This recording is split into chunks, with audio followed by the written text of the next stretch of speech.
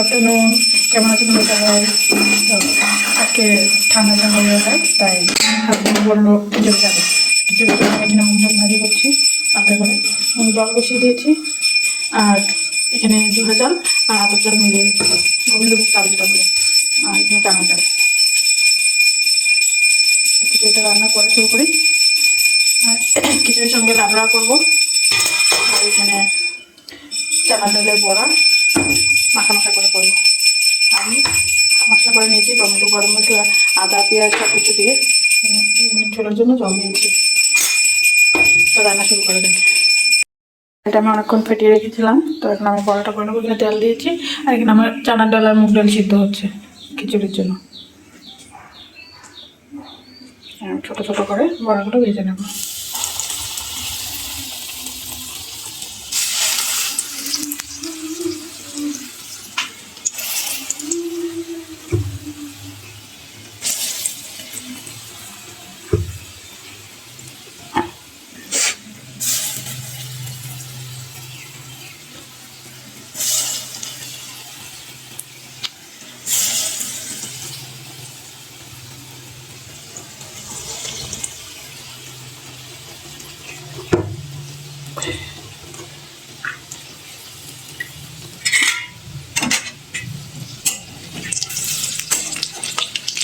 তেলটা একটু বেশি করে দিলে বড়াগুলো সুন্দর হয়ে ফুলে, কম তেলে বড়া ফুলতে চায় না।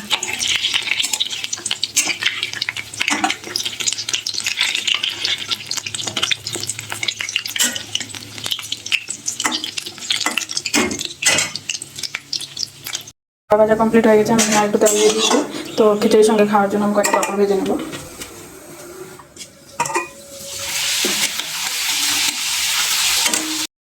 গরম তেলের মধ্যে আমি গোটা কাজ করলাম, তেজপাতা আর একটা শুকনো মরিচ দিয়েছি।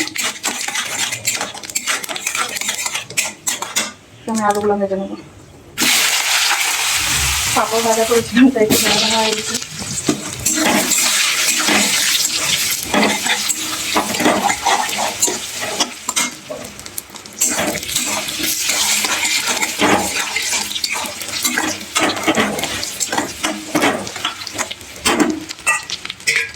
দিয়ে দেবো মশলাটা।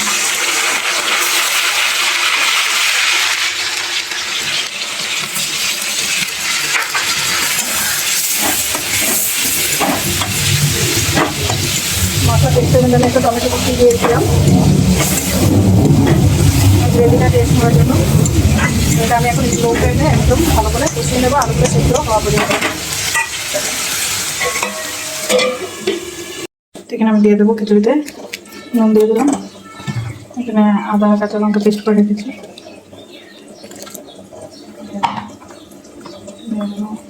হলুদ গুঁড়া, জিরার গুঁড়া দিয়ে ভালো করে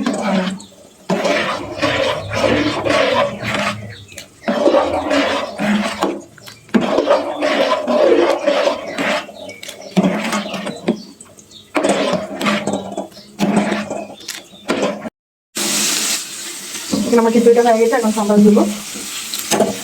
আমার বড়া তরকারি ঝোলটা একটু বেশি দিলাম, কারণ বড়া তরকারি টেনে যাবে বড়া দিলে পরে।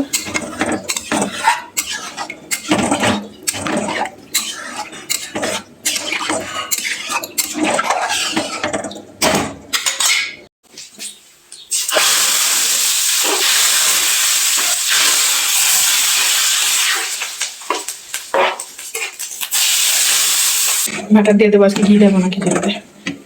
খুব সুন্দর হয়েছে দেখো।